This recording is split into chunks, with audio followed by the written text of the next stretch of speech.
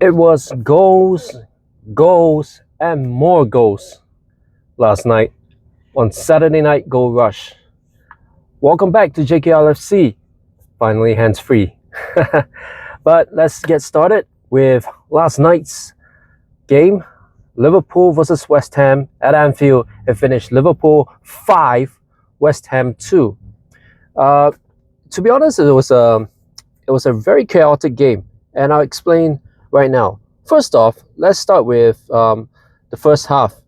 Liverpool, 5 minutes in, from a corner set piece, West Ham did their best to clear the lines, but the ball somehow ended on Ryan Gravenberch's chest, I think. I can't remember offhand. But he saw Ekitike unmarked through pass in the penalty area to Ekitike, one touch with his left foot, and then rifle, not so much of a rifle, but a nice placement shot with Ekitike's right foot. So 5 minutes in, Liverpool 1-0 up. Then we went to the 23rd minute. Szoboszlai, I think it was either Szoboszlai or Salah, I can't remember offhand, with a corner. Van Dijk with a header. And there was no interference from Joe Gomez, even though people are going to say there was, but there wasn't. Joe Gomez was a bystander. If anything, it was the West Ham defense that let themselves down. But Van Dijk, our captain, headed in for number 2. And by the way, both those goals were from set pieces, from corners. So was the third one.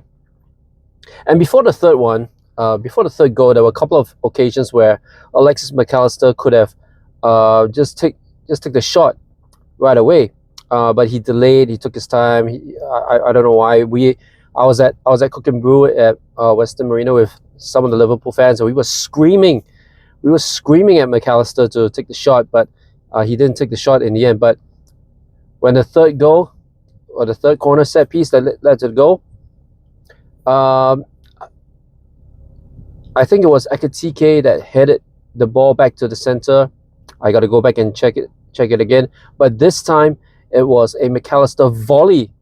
So at the third time of asking, McAllister finally took a shot off the volley into the net, 3-0 at halftime. And then that's where, we thought that was going to be the downfall was going to begin, because I don't know what was said at halftime, but Liverpool came out of the second half too relaxed.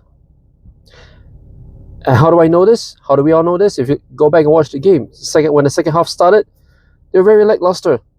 And before you know it, Thomas Souček from West Ham, from a cross-in that nobody bothered to, no Liverpool defender reacted to, and Thomas Souček just ran in past them without them even noticing it, and he just slid in for the first goal back. And then from then on until the fourth goal, it was chaotic because our passing was haywire. I mean, there was a point in the match where I think it was Kirkis who had a lot of space in front of him, and he was in the center of the pitch. He started running and attacking. There were a few players in front of him, but they were too far away. He had so much open space. He could have just dribbled it a bit more before deciding to pass or shoot, which is up to him. But he decided to straight away do a pass, which the West Ham defense easily intercepted. So things like this, and it was very chaotic. It was very hectic. We were very disorganized until the fourth goal came in. Cody Gakpo off a deflection, cut in from the left hand side, cut in, and just took a shot. I think it ricocheted off a defender's legs, and then it just bobbled in for number 4. But West Ham, to their credit, they didn't give up either. And again, another problem with our season is our failure to defend set pieces. Just another example with West Ham's second goal. Corner taken in, and it just go past everybody except a West Ham player lurking on the other side, just headed that simple ball in. And for this one, we have to blame ourselves, because this one, this second goal that we conceded was our fault because we compacted ourselves too tightly.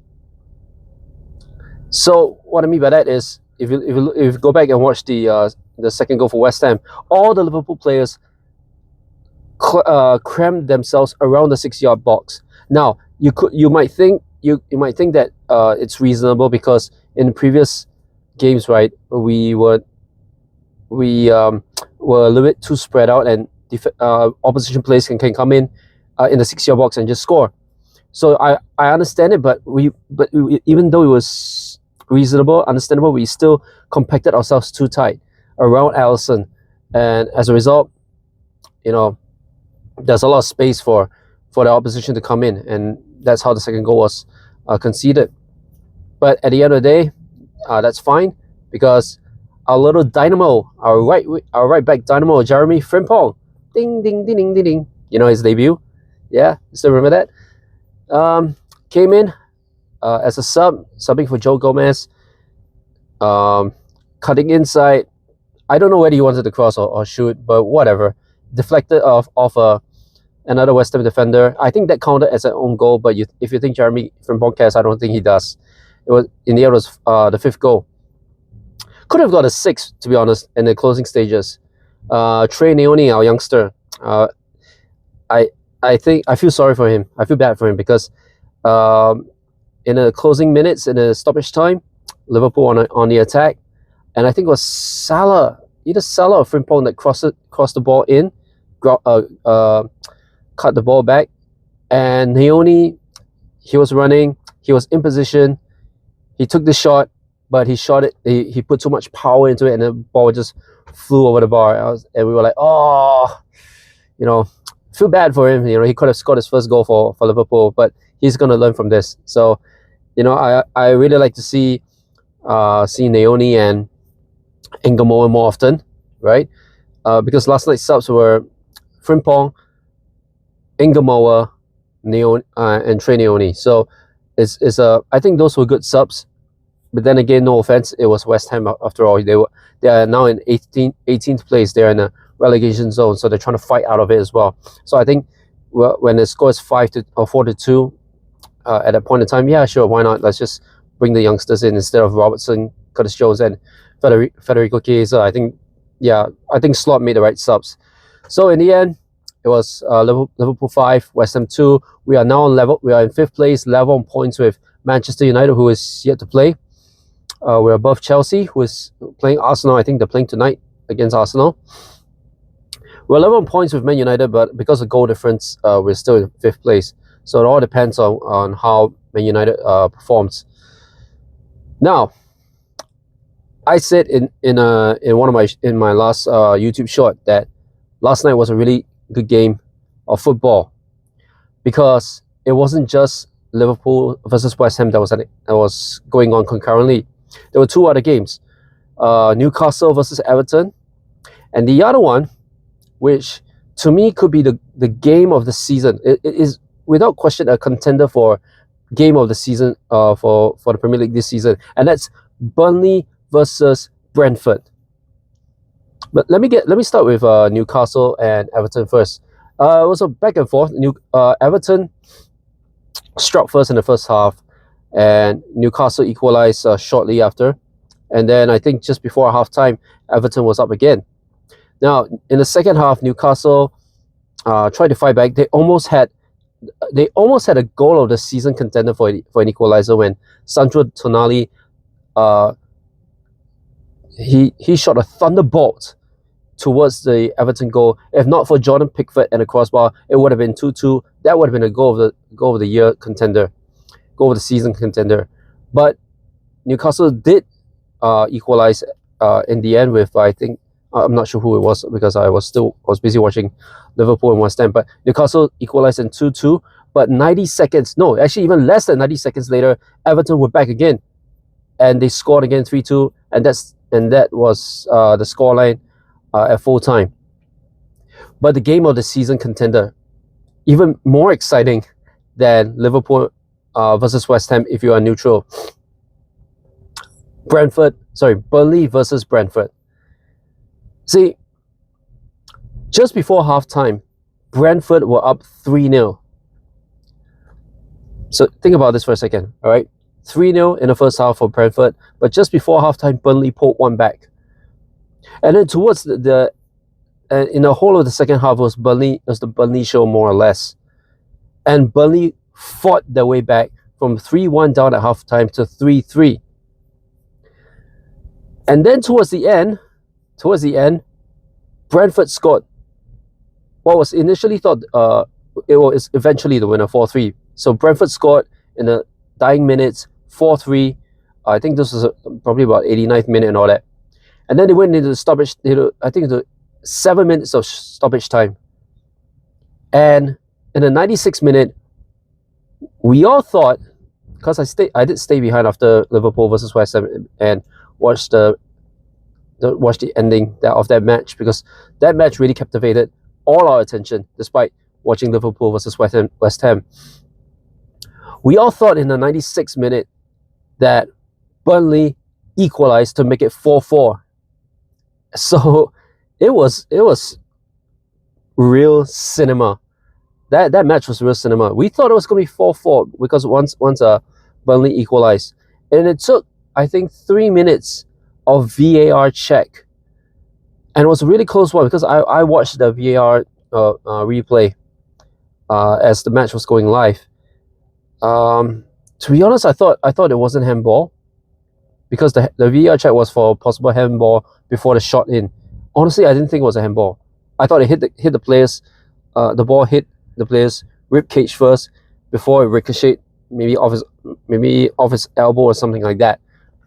So I thought the first contact was his hip area. So, but at the end of the day, eventually VAR ruled that goal out. So it remained 4-3 and it stayed 4-3 to Brentford. So Brentford, they were very lucky, very, very lucky to escape with a 4-3 win, because Burnley, their fighting spirit, they were 3-0 down. Think about this. They were 3-0 down just before halftime.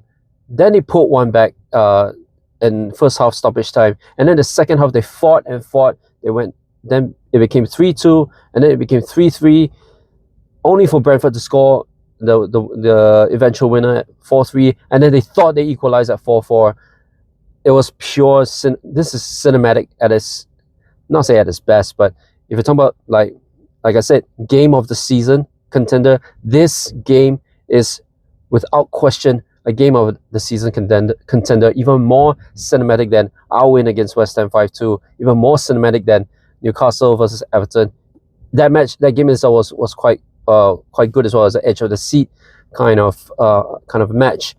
So last night was whether you're a Liverpool fan or West Ham fan or Burnley fan or Brentford fan or Everton or Newcastle or even a neutral fan, if you watched any of the 3 games last night, because they were all if you went to a Cook and Brew or any other bar that provides coverage of the Premier League, if you were there last night and you were watching all 3 games simultaneously, you were in for a treat. Last night was goals.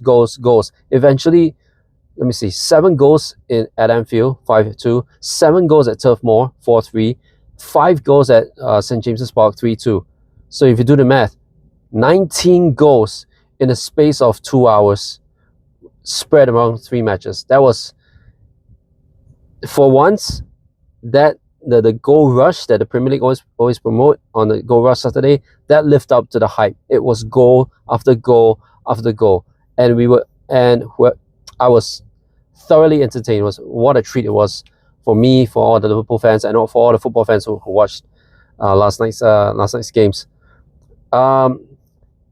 Just to wrap up for the rest of the action on Saturday, which last night, just before Liverpool played, I think it was Bournemouth and Sunderland. They drew 1-1, and after we played, Leeds lost 1-0 to Man City. So Man City have closed the gap to 2 points. It's all on Arsenal and Chelsea.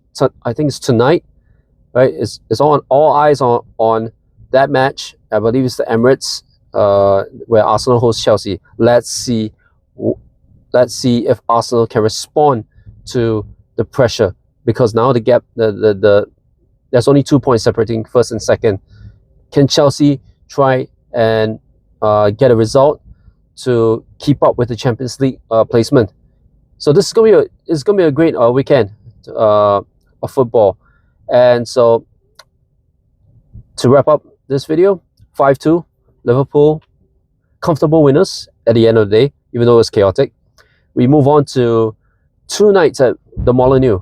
First is the midweek game against Wolves at the Molineux in the Premier League, and then the FA Cup 5th round. How is Slot going to rotate the squad? I don't know. We'll have to see. But until then, as always, like, comment, share, subscribe, and I'll see you in the next video.